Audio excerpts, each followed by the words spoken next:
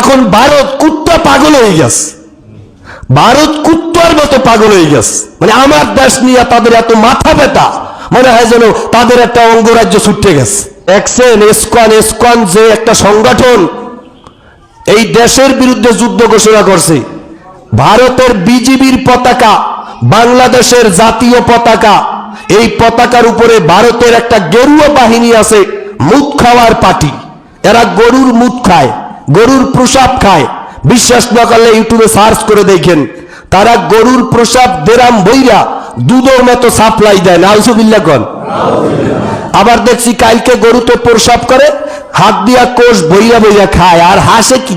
আর একটা দেখছি ভারতের বিজিবি সরকারের লোক, গেরুয়া বাহিনী বলে তাদেরকে।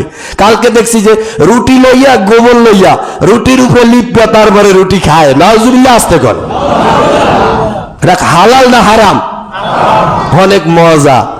তাই গেরুয়া বাহিনী, ওই যে শয়তান ইসকন সন্ত্রাসী, এরা আমার দেশের বিরুদ্ধে যুদ্ধ ঘোষণা করছে।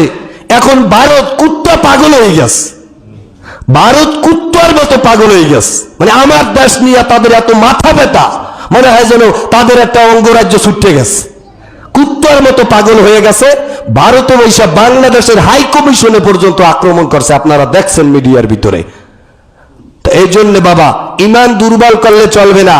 17 কোটি মুসলমান আর 20 কোটি বাঙালি আমাদের শায়েখে চরমোনাই আরো 13 বছর আগে ঢাকা রাজধানীতে একটা ঘোষণা দিছিল যে পাকিস্তান বাংলাদেশকে দখল করার সুযোগ নাই। কারণ যখন তাদের ক্ষমতা ছিল তখনই তারা দখল করে টিকে থাকতে পারে নাই। তো ভবিষ্যতে তারা ক্ষমতা হাতছাড়া হওয়ার পরে আবার দখল করবে, এটা একটা পাগলও বিশ্বাস করবে? বাকি ভাই আসতে বলেন, পাগলও বিশ্বাস করবে? হ্যাঁ, দখল করতে পারে। আমাদের 3 পাশে যে রাম বাবুরা আছে, ভারতের দাদা বাবুরা আছে, তারাই কেবল আমার দেশটা দখল করার চিন্তা করতে পারে, ঠিক কিনা?